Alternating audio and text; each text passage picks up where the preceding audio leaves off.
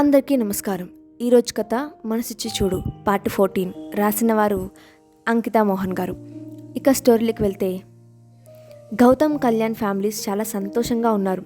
అందరూ కలిసి భోజనాలు చేశారు. కళ్యాణ్ వాళ్ళ అమ్మా నాన్న కూడా తనతో మాట్లాడారు. కళ్యాణ్ చాలా సంతోషంగా ఫీల్ అయ్యాడు. సాయంత్రం అందరూ ఇంటికి బయలుదేరారు. కళ్యాణ్ వాళ్ళ నాన్న ఇక్కడే ఉండనిరా నువ్వు మధు పాప అన్నాడు. కానీ కళ్యాణ్ అందుకు ఒప్పుకోలేదు. అక్కడే ఉంటే వాళ్ళని ఏం చేస్తాడో అనే భయంతో ఉండటానికి ఒప్పుకోలేదు. ఇంటికి చేరుకునే సమయంలో భారీ వర్షం పడుతుంది. ఎలాగోలా ఇంటికి చేరుకున్నారు. అందరూ విశ్రాంతి తీసుకోవడానికి ఎవరి గదికి వాళ్ళు వెళ్ళిపోయారు. గాఢమైన నిద్రలో ఉన్న అందరికీ ఒక్కసారిగా ఏదో పడినట్టు హాల్ నుంచి శబ్దం వచ్చింది. అందరూ లేచి హాల్లోకి వచ్చారు. హాల్లో బాగా డెకరేషన్ చేసి ఉన్నారు. మధు రావడం, హ్యాపీ బర్త్డే మధు అన్నాడు కళ్యాణ్. తన పుట్టినరోజు అన్న సంగతి కూడా మర్చిపోయింది మధు. కళ్యాణ్ అలా సర్ప్రైజ్ చేసేసరికి మధుకి కళ్ళ వెంట నీళ్లు వచ్చేశాయి. థ్యాంక్ యూ కళ్యాణ్ అంది. నీ పుట్టినరోజుకు నేను ఉండటం అనేది ఇదే కదా మధు చివరిసారి, అందుకే చేయాలనిపించింది, చేశాను అనుకున్నాడు మనసులో. కుటుంబ సభ్యులు అంతా కూడా మధుని విష్ చేశారు. మధు చాలా సంతోషంగా ఫీల్ అయింది. పాట పాడి మరీ చాలా సర్ప్రైజ్ చేశాడు కళ్యాణ్. కళ్యాణ్ ఇంత సంతోషంగా ఉండటంతో గౌతమ్ సమీర చాలా హ్యాపీగా ఫీల్ అయ్యారు. తర్వాత రోజు ఉదయం అందరూ గుడికి వెళ్ళాలని అనుకున్నారు. కళ్యాణ్ వాళ్ళ అమ్మా నాన్న కూడా గౌతమ్ వాళ్ళ ఇంటికి వచ్చారు. అందరూ రెడీ అయ్యి గుడికి బయలుదేరారు. అటు నుంచి అట్టే సినిమాకి వెళ్ళారు. తర్వాత రెస్టారెంట్కి వెళ్ళారు. రాత్రి ఎప్పటికో ఇంటికి వచ్చారు. వచ్చిన అందరూ బాగా అలసిపోవడంతో బాగా నిద్రపోయారు. కళ్యాణ్కి ఎంత ప్రయత్నించినా నిద్ర అస్సలు పట్టలేదు. చాలాసేపు అటు ఇటు తిరుగుతూనే ఉన్నాడు. మధు చాలా అలసిపోయింది కాబట్టి బాగా నిద్రపోతుంది. కళ్యాణ్కి పిచ్చి పిచ్చి ఆలోచనలతో నిద్ర పట్టలేదు సరికదా. మధుని చంపాలని, సమీరాని చంపాలనే ఆలోచనలు ఎక్కువైపోయాయి. ఎంత కంట్రోల్ చేసుకున్నా అస్సలు కంట్రోల్ అవ్వడం లేదు. కొన్నిసార్లు అదుపులేని ఆలోచనలు శత్రువు కంటే ప్రమాదం అని కళ్యాణ్ తెలుసుకోలేకపోయాడు. ఎలాగోలా ఈ రాత్రి గడిస్తే చాలు దేవుడా అనుకున్నాడు. ఇంకా కంట్రోల్ చేసుకోలేక కారు తీసుకొని బయటకు వచ్చేశాడు. ఎటు వెళ్తున్నాడో ఏంటో కూడా తనకి అర్థం కావడం లేదు. ఉదయం నిద్ర లేచిన వెంటనే 10 మిస్డ్ కాల్స్ వచ్చి ఉన్నాయి ఇంట్లో అందరికీ. అంటే గౌతమ్కి, సమీరాకి అండ్ మధుకి. ఫస్ట్ గౌతమ్ చూసుకొని, ఎందుకు సతీష్ ఎంత ఉదయం కాల్ చేశాడు అనుకొని తిరిగి కాల్ చేశాడు. చెప్పు సతీష్, ఏమైంది?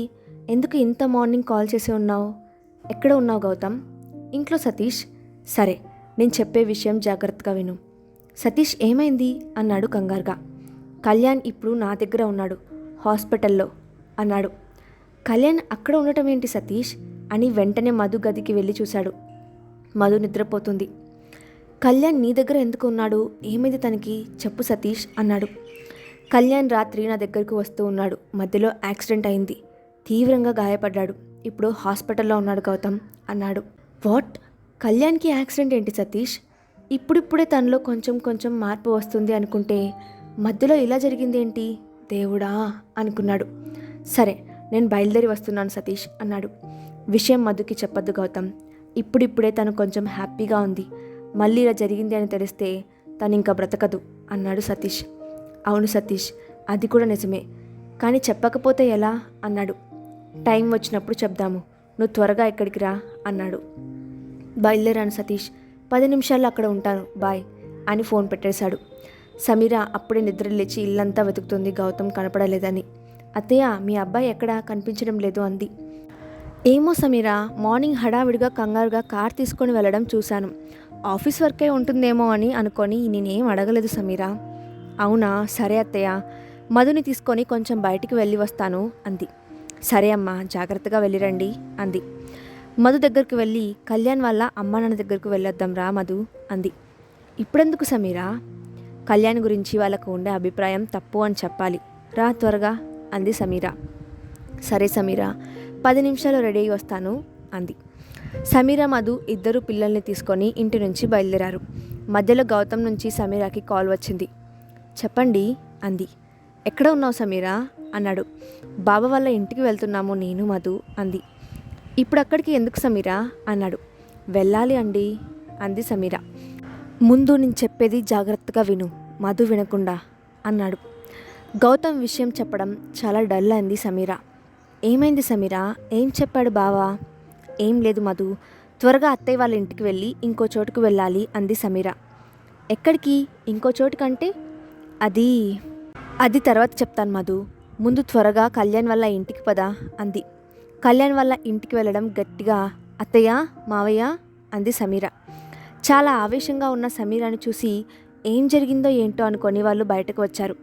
ఏమైంది సమీర, ఎందుకంత ఆవేశంగా ఉన్నావు? ఇలా కూర్చోండి. మధు, ఎలా ఉన్నావు తల్లి అని అడిగారు.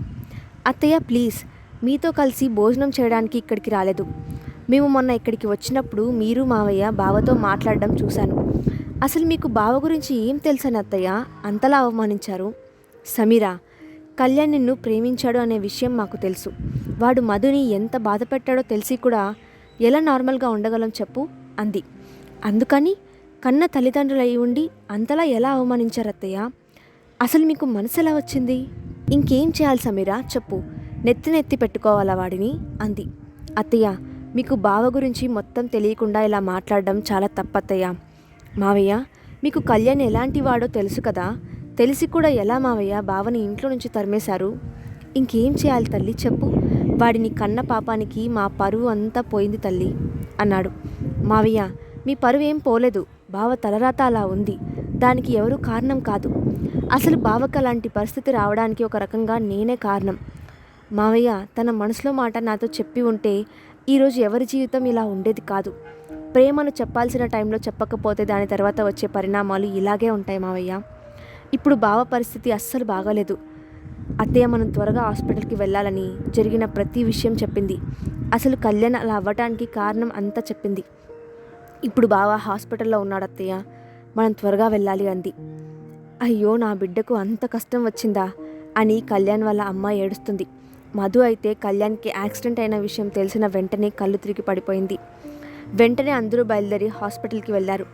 తను ఉన్న కండిషన్కి ఇలా యాక్సిడెంట్ జరగడం వల్ల టోటల్గా తన మెంటల్ కండిషన్ దెబ్బతింది. ఎవరితో మాట్లాడడానికి ఇష్టపడడం లేదు. మధు కొద్దిగా కోలుకొని సతీష్తో మాట్లాడింది. ఎలా ఉంది తన పరిస్థితి అని. చెప్పలేం మధు, ప్రస్తుతానికైతే బాగానే ఉన్నాడు, కానీ తర్వాత ఏం జరుగుతుందో చెప్పలేము అన్నాడు. మెంటల్గా స్ట్రాంగ్గా ఉంటే బాగుంటుంది అన్నాడు. సతీష్, నేను ఒక్కసారి కళ్యాణ్తో మాట్లాడాలి ప్లీజ్ అంది. ఇప్పుడు వాడు మాట్లాడే పరిస్థితుల్లో లేడు మధు, కాసేపు తర్వాత ప్రియాని అడుగుతాను అన్నాడు. సరే సతీష్ అని గమ్మున కుర్చీలో కూర్చుంది. ఎవరు మాట్లాడించినా మాట్లాడడం లేదు. గౌతమ్ అటు ఇటు తిరుగుతూ ఉన్నాడు మెడికల్ రిపోర్ట్స్ చూపిస్తూ. కళ్యాణ్ వాళ్ళ అమ్మా నాన్న అయితే కుమిలిపోతున్నారు అతని పరిస్థితి తలుచుకొని. సమీర పిల్లల్ని చూసుకుంటుంది చాలా బాధపడుతూ. కాసేపటికి కళ్యాణ్కి మెలకువ వచ్చింది. మధుతో మాట్లాడాలని ఉంది అన్నాడు ప్రియాతో. ప్రియా వచ్చి మధుని తీసుకొని లోపలికి వెళ్ళింది. కళ్యాణ్ నీతో మాట్లాడాలనుకుంటున్నాడు అని. మధు చాలా బాధపడుతూ లోపలికి వెళ్ళింది. కళ్యాణ్ కూడా ఏడుస్తూ, నేను నిన్ను చాలా బాధ పెట్టాను కదా మధు, అందుకే నాకు ఈరోజు ఇలాంటి పరిస్థితి వచ్చింది. నేను ఇంకా బ్రతికి ఉండడం చాలా పెద్ద తప్పు మధు అన్నాడు. కళ్యాణ్ ప్లీజ్ అలా అనకు, మా అమ్మ కూడా లేదు, నువ్వు కూడా నన్ను వదిలి వెళ్ళిపోతే ఎలా ఉంటాననుకుంటున్నావురా? ప్లీజ్ నన్ను విడిచి వెళ్ళకు కళ్యాణ్, నువ్వు నాకు కావాలి ప్లీజ్ అని ఏడుస్తుంది. కళ్యాణ్ కంట్లో నీళ్లు తిరుగుతున్నాయి మధు మాటలకి. లేదు మధు, నేను ఉండి నిన్ను ఇబ్బంది పెట్టడం, నీకు ఇబ్బందిగా ఉండటం కంటే నేను చనిపోవడమే మంచిది అన్నాడు కళ్యాణ్. ఎందుకు అలా మాట్లాడుతున్నావు కళ్యాణ్, నీకేమైనా పిచ్చి పట్టిందా? కనీసం పాప కూడా గుర్తుకు రావడం లేదా నీకు అంది. పాప గురించి నాకేమీ దిగులేదు మధు, తన్ని చూసుకోవడానికి మంచి కుటుంబం ఉంది అన్నాడు. మంచి కుటుంబం ఉంది కళ్యాణ్, కానీ తనకి తండ్రి లేడు అనే లోటు జీవితాంతం ఉంటుంది. ప్లీజ్ నువ్వు ఇవన్నీ ఏం ఆలోచించకు కళ్యాణ్, నీకు ట్రీట్మెంట్ జరుగుతుంది, మంచిగా సహకరించు చాలు అంది. మధుని ఇంకా బాధ పెట్టడం ఇష్టం లేక సరే మధు అంటాడు. అనుకున్నట్టే తనకి ట్రీట్మెంట్ జరుగుతుంది. కాసేపటికి స్పృహ వస్తుంది. మీరు వెళ్ళి చూడొచ్చు అంటుంది ప్రియా. గంట తర్వాత ఒకరి తర్వాత ఒకరు అందరూ వెళ్ళి చూస్తారు కళ్యాణ్ని. మానసిక బాధ అనేది మనసుతో తప్ప మందులతో నయం కాదు అని అక్కడ ఉండేవాళ్ళు ఎవ్వరూ తెలుసుకోలేకపోయారు. చివరిసారిగా మధు గౌతమ్ వెళ్లారు కళ్యాణ్ని చూడడానికి. గౌతమ్ చేతిని తన చేతిలోకి తీసుకొని మధు చేతిని జత తీర్చి, మధుని జాగ్రత్తగా చూసుకో గౌతమ్, ఇదే నువ్వు నాకు ఇచ్చే గొప్ప బహుమతి అంటాడు. ఇప్పుడు ఎందుకు ఇలా మాట్లాడుతున్నావు కళ్యాణ్, నీకు డాక్టర్ ఏమీ కాదు అని చెప్పారు అని అన్నాడు. అవును, మందులతో ఏమీ కాదు గౌతమ్, మధు జాగ్రత్త, పాప జాగ్రత్తమా, అమ్మ నన్ను బాగా చూసుకో ప్లీజ్ అని చెప్పి సెలైన్ బాటిల్ పీకేసి విండోలో నుంచి కిందకు దూకేశాడు క్షణంలో. కళ్యాణ్ గౌతమ్ వెంటనే కిందకి పరుగులు తీశాడు. అప్పటికి కొన ఊపిరితో కొట్టుకుంటున్నాడు. గౌతమ్ వెళ్ళి కళ్యాణ్ దగ్గరకు వెళ్ళి చేతిలోకి తీసుకొని, ఎందుకు ఇలా చేసావురా అని గట్టిగా ఏడ్చాడు. మధు జాగ్రత్త గౌతమ్, నేను ఇంకా ఉండడం అనవసరం, బాయ్ అని కన్ను మూశాడు. కళ్యాణ్ అని గట్టిగా కాలర్ పట్టుకొని ఏడుస్తున్నాడు గౌతమ్. మధు అయితే అస్సలు నమ్మలేదు కళ్యాణ్ ఇంకా లేడు అనే నిజాన్ని. అక్కడే రూమ్లో స్పృహ తప్పి పడిపోయింది. అక్కడే ఉన్న కుటుంబ సభ్యుల రోదన చెప్పడం వర్ణనాతీతం. సమీర షాక్లో ఉంది. పిల్లలు పసికందులు గుక్క పెట్టి ఏడుస్తున్నారు. ఎవరు చూసే పరిస్థితుల్లో లేరు. సతీష్ అయితే ఒక మంచి ఫ్రెండ్ని పోగొట్టుకున్నందుకు కుమిలిపోతున్నాడు. పోస్టుమార్టం చేయడానికి బాడీని తీసుకొని వెళ్లారు. బయట అందరూ గందరగోళంగా ఏడుస్తున్నారు. మధు అయితే అసలు బ్రతికి ఉన్న శవంలాగా ఉంది. సెలైన్ ఎక్కుతున్నాయి మధుకి. కళ్యాణ్ వాళ్ళ అమ్మా నాన్న అయితే ఉన్న ఒక్క కొడుకుని పోగొట్టుకున్న బాధతో ఇద్దరికి గుండెపోటు వచ్చింది. పోస్టుమార్టం చేయడానికి తీసుకొని వెళ్ళిన కళ్యాణ్ పాకెట్ నుంచి ఒక లెటర్ తీసుకొని వచ్చి గౌతమ్కి ఇచ్చాడు వార్డ్ బాయ్. అది తీసుకొని చదువుతున్న గౌతమ్కి కన్నీళ్లు ఆగలేదు. ఇంకా ఉంది. ఇంతకీ ఆ లెటర్లో ఏం రాశాడు, తర్వాత ఏం జరిగిందో నెక్స్ట్ పార్ట్లో చూద్దాం. స్టోరీ నచ్చితే తప్పకుండా లైక్ చేయండి. అలాగే మీ ఒపీనియన్ని కింద కామెంట్ బాక్స్లో షేర్ చేయండి. ఇలాంటి మరిన్ని వీడియోస్ కోసం మా ఛానల్ని సబ్స్క్రైబ్ చేసుకోండి. Thanks for watching.